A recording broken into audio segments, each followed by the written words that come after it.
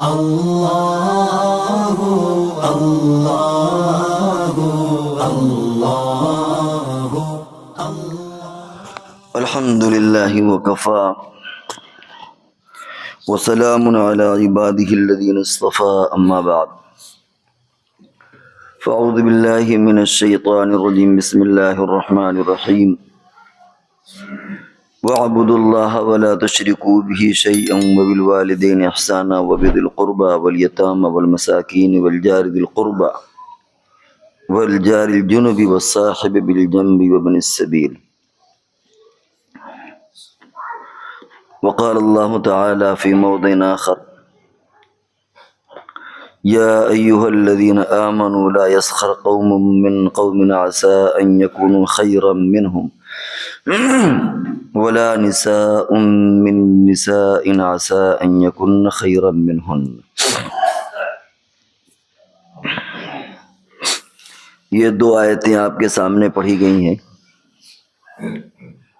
پہلی آیت میں اللہ تعالیٰ ارشاد فرماتے ہیں کہ اللہ کی عبادت کرو، اس کے ساتھ کسی کو شریک نہ کرو، والدین کے ساتھ اچھا معاملہ کرو، اچھا سلوک کرو، وَبِذِي الْقُرْبَى، اسی طرح جو تمہارے رشتہ دار ہیں ان کے ساتھ صلہ رحمی کا معاملہ کرو. آگے مسکین کا ذکر ہے، یتیم کا ذکر ہے، اور آگے وَالصَّاحِبِ بِالْجَنبِ وَالْيَتَامَى وَالْمَسَاكِينِ وَالْجَارِ ذِي الْقُرْبَى وَالْجَارِ الْجُنُبِ، اور ایک ایسا پڑوسی جو تمہارا رشتہ دار ہو، اور ایک ایسا پڑوسی جو دور کا ہو، اس کے ساتھ بھی اچھا معاملہ کرو. وَالصَّاحِبِ بِالْجَنبِ، حتیٰ کہ تھوڑی دیر کے لیے اگر کوئی پڑوسی ہو، سفر میں ہوتا ہے، بغل والی سیٹ میں کوئی بیٹھ گیا تھوڑی دیر کے لیے، ٹرین کا سفر ہے، ہوائی جہاز کا سفر ہے.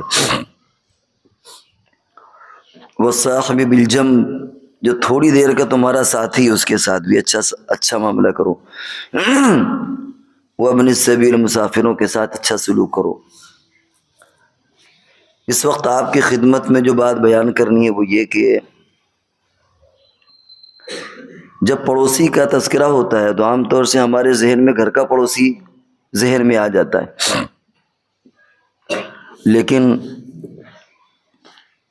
قرآن پاک کی اس آیت کو آپ پیشین گوئی کہیے یا جو بھی تعبیر کریں کہ ایک دور کا پڑوسی، یہ دور کا پڑوسی بظاہر سمجھ میں نہیں آتا کہ کیسے ہوگا، دور بھی ہے اور پڑوسی بھی ہے، یعنی ہمارا رشتہ دار تو نہیں ہے وہ، اور دور رہتا ہے اس کے باوجود وہ ہمارا پڑوسی ہے. عملی طور پر اس کی شکل سمجھنے میں دشواری ہوتی ہے، لیکن آج کی اس ٹیکنالوجی نے اس چیز کو بہت آسان بنا دیا، اور وہ یہ کہ ایک ڈیجیٹل پڑوسی ہوتا ہے، آن لائن پڑوسی آپ کا ہوتا ہے. آن لائن جن لوگوں سے آدمی کا سابقہ پڑتا ہے، وہ کبھی تو ایسا ہوتا ہے کہ آن لائن ورکنگ گروپ ہوتا ہے، ایک گروپ ہے جس میں کچھ لوگ کام کرتے ہیں، وہ کسی کمپنی کا بھی گروپ ہو سکتا ہے، اور ایک گروپ وہ ہوتا ہے جو آدمی دوستوں کا بنا لیتا ہے، واٹس ایپ گروپ ہوتے ہیں اور بہت سارے گروپ ہوتے ہیں.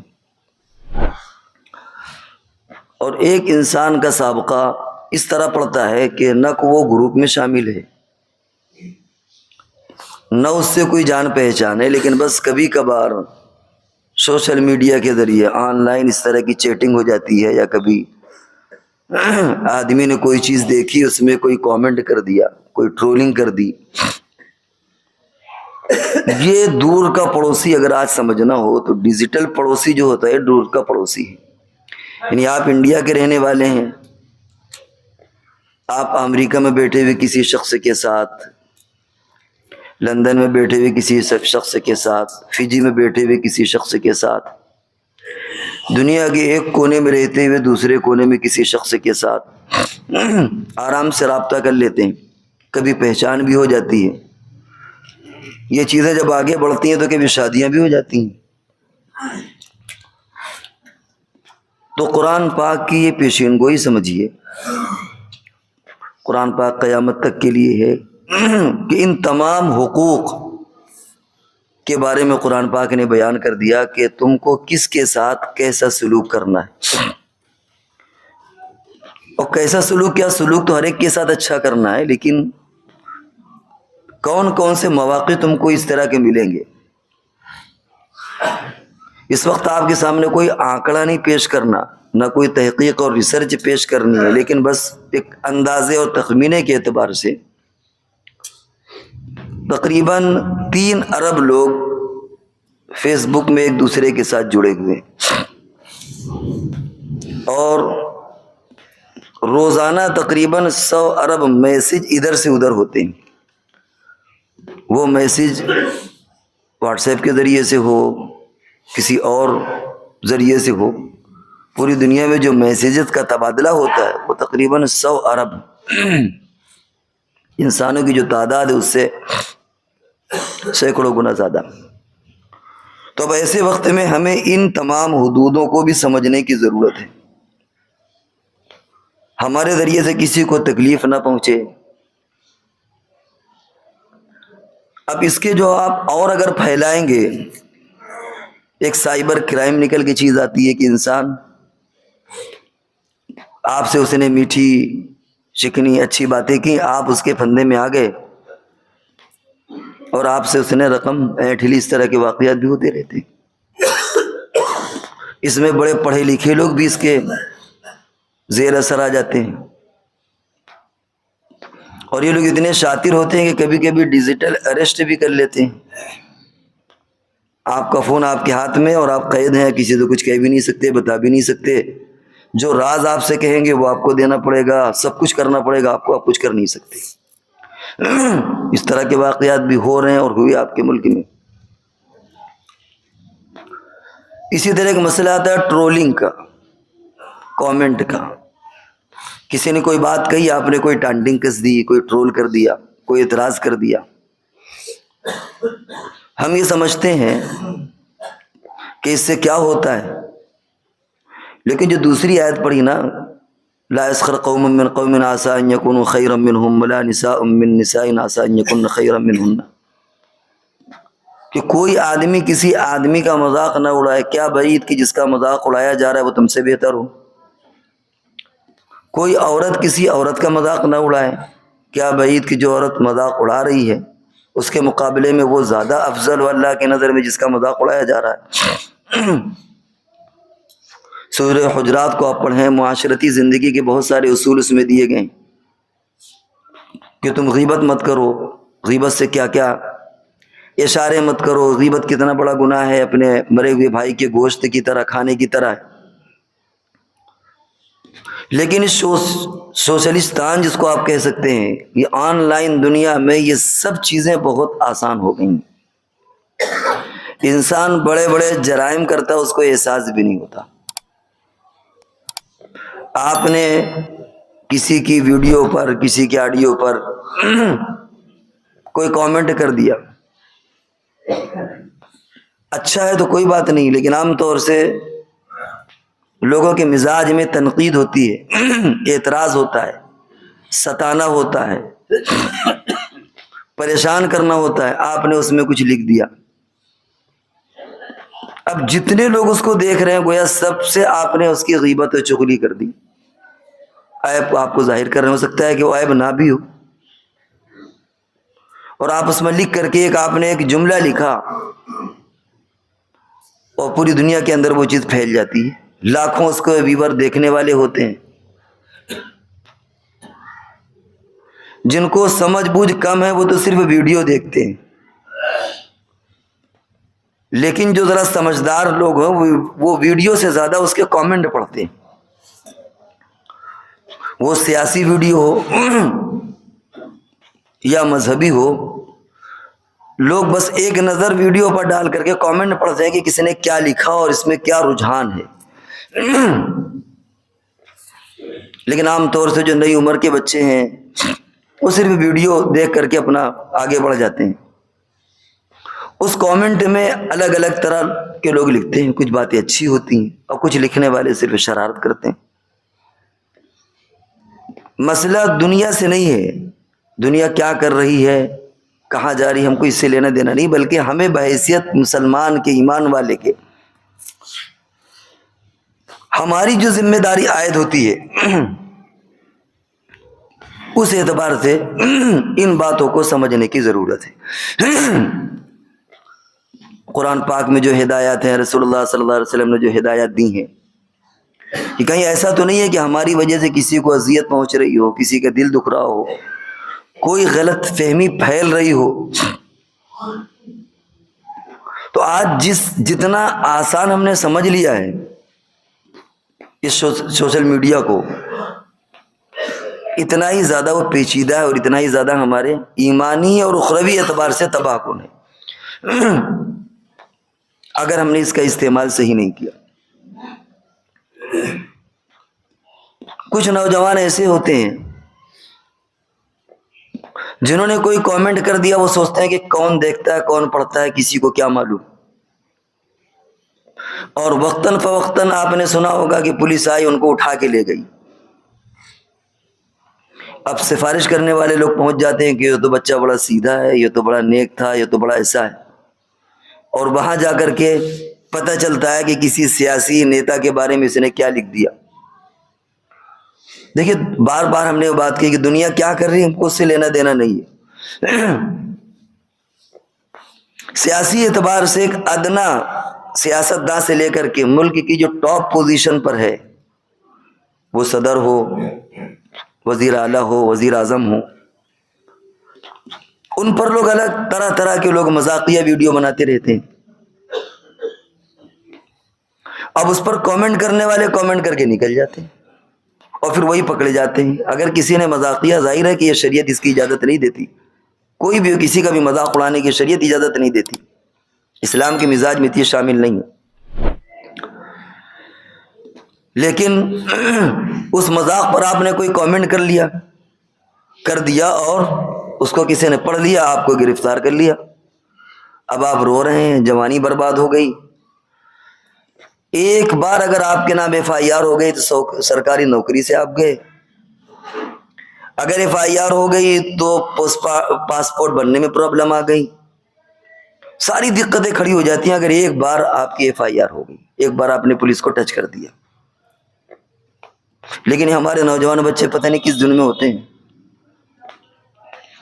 یہ پارٹی کے لوگ ہیں، پوری پلان سیٹنگ سے کرتے رہتے ہیں. کوئی اس پارٹی کا مذاق اڑا رہا ہے، کوئی اس پارٹی کا مذاق اڑا رہا ہے، کوئی ملک کے وزیر اعظم کا مذاق اڑا رہا ہے. بھائی ہم کو اس سے کیا لینا دینا؟ اسلام ان سب چیزوں کی اجازت نہیں دیتا، نہ مذاق اڑانے کی اور نہ مذاق اڑانے والوں کی تائید کی. اب آپ نے اس میں کچھ لکھ دیا، کچھ کہہ دیا اور آپ گھیرے میں آ گئے.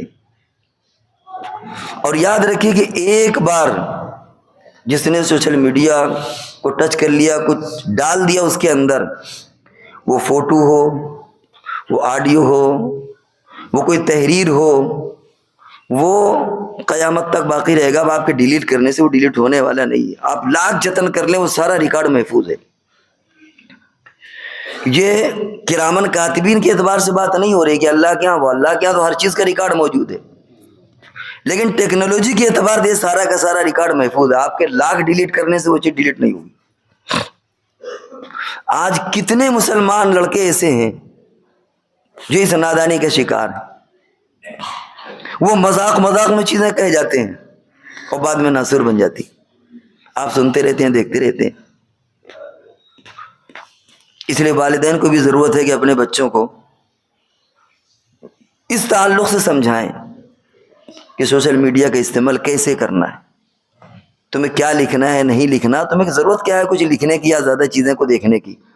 آپ کیا کم دیکھ رہے ہیں، کیا زیادہ دیکھ رہے ہیں، یہ سارا ریکارڈ محفوظ ہے. دیکھنے سے آپ کی ذہنیت کا اندازہ ہو جاتا ہے، کیا آپ کا ذہن ہے، کیا آپ کی سوچ ہے، کیا آپ کی پلاننگ ہے، کیا آپ کا ذوق ہے. وہ سب چیزوں کا پتہ چل جاتا ہے اور بعد میں انسان پریشان ہوتا ہے. تو بات یہاں سے چلی تھی کہ ایک پڑوسی وہ ہوتا ہے جو ہمارے بغل کا پڑوسی ہوتا ہے، ایک پڑوسی وہ ہے جو ہمارا رشتہ دار بھی ہے، ایک پڑوسی وہ جو قریب ہے، اور ایک وہ پڑوسی ہے جو دور کا ہے، وہ رشتہ دار بھی نہیں ہے اور دور کا بھی نہیں، اس کے باوجود آپ کا پڑوسی ہے۔ اور قرآن نے آگے لکھا کہ مسافر کے ساتھ اچھا سلوک کرو، صاحب جنب جو تمہارے تھوڑی دیر کے ساتھی ہے، اسٹیشن میں ہے، پلیٹ فارم پر ہے، کہیں پر بھی ہے، ایئرپورٹ پر ہے، کہیں پر تھوڑی دیر کا تمہارا ساتھی، اس کے ساتھ اچھا سلوک کرو۔ تو یہ جاری الجنوب کون ہے؟ وہ بندہ جو دور کا پڑوسی۔ وہ آج اس سوشل میڈیا نے آپ کو حل کر دیا کہ آج آپ اپنے موبائل پر بیٹھ کر پوری دنیا سے کنیکٹ ہو سکتے ہیں۔ اب اس میں آپ کو کیا کرنا ہے کیا نہیں،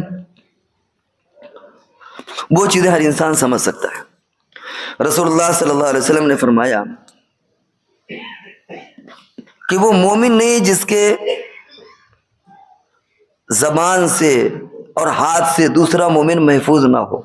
مومن وہ ہے کہ جس کے زبان سے، جس کے یعنی ہر چیز سے دوسرا مومن محفوظ رہے۔ اور تشدد کی بھی دو قسمیں ہوتی ہیں، اذیت پہنچانے کی۔ ایک اذیت تو یہ ہے کہ آپ نے کسی کی پٹائی کی، جسمانی اعتبار سے اس پر تشدد کی اور اذیت پہنچائی، اور ایک اذیت وہ ہوتی ہے جو زبانی یا تحریری اعتبار سے ہوتی ہے، آپ نے زبان سے کچھ کہہ دیا۔ ایک اذیت وہ ہے جو لکھ کر کے ہو جائے، اور ایک اذیت وہ ہے جو اس سوشل میڈیا کے ذریعے سے ہو رہا ہے۔ کسی نے لوگوں کی فلاح اور بہبود کے لیے، لوگوں کی بھلائی کے لیے ایک اچھی ویڈیو بنائی،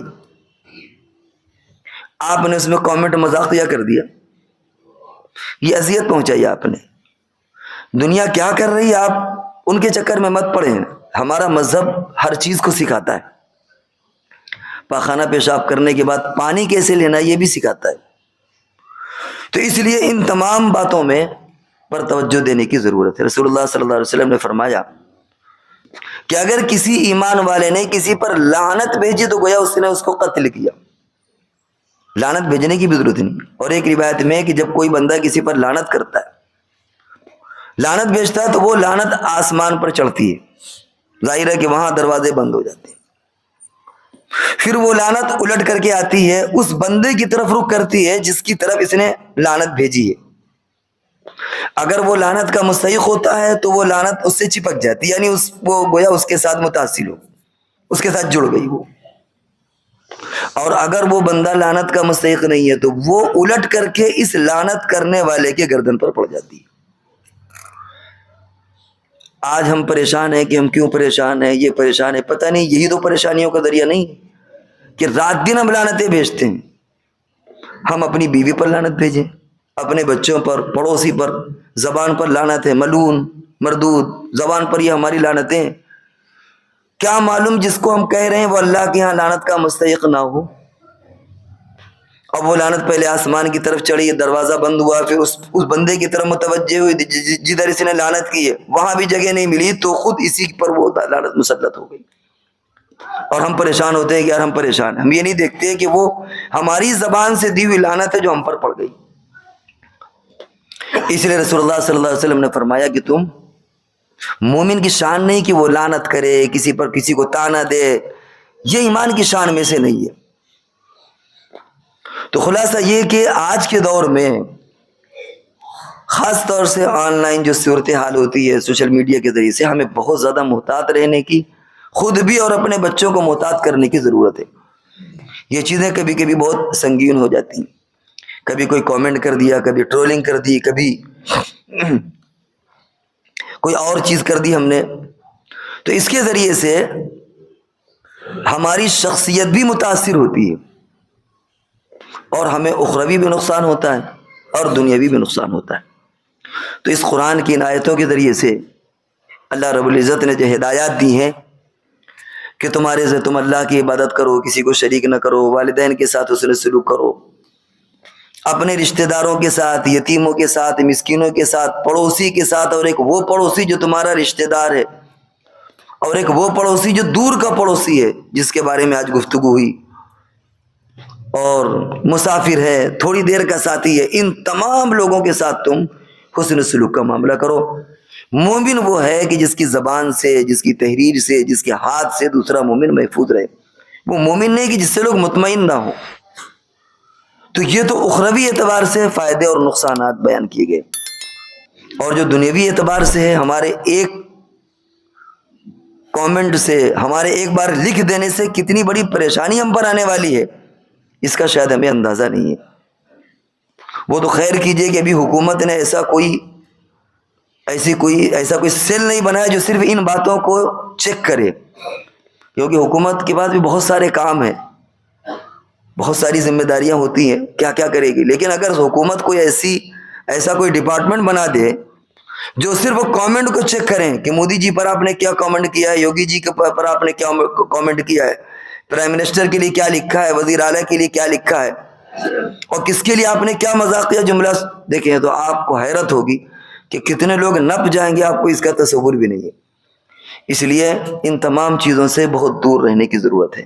اگر کسی نے کیا ہے، ڈیلیٹ کرے، توبہ کرے اللہ سے، اور آئندہ کے لیے عہد کرے کہ ہم کو سوائے یہ کہ آپ کوئی اچھا کام کرے اس کی حوصلہ افزائی کر دو۔ آپ کو حیرت ہوگی اگر آپ نے ایسے کے بجائے ایسے پر کہیں ٹک کر دیا، وہ بھی پکڑ میں آ جائے گا۔ آپ کون ہوتے ہیں کسی چیز کو ڈس لائک کرنے والے؟ حکومت نے اگر کوئی چیز پاس کی ہے، آپ نے اگر یوں کر دیا، جو لوگ جانتے ہیں کہ ایک ایسے اگر آپ نے یوں کر دیا، وہ بھی آپ کی گرفت میں آپ آ گئے، آپ کو کیا ضرورت پڑی ہے؟ اس لیے ہمیں ہوش کے ناخن لینے کی ضرورت ہے۔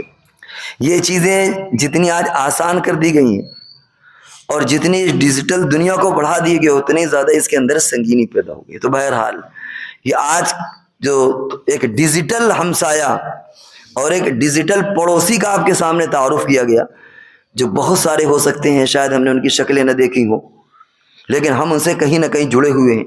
ان کے بھی اپنے حقوق ہیں، ہمیں انہیں بھی ان کے حقوق دینے کی ضرورت ہے۔ اللہ تبارک و تعالی ہم سب کو عمل کی توفیق عطا فرمائے۔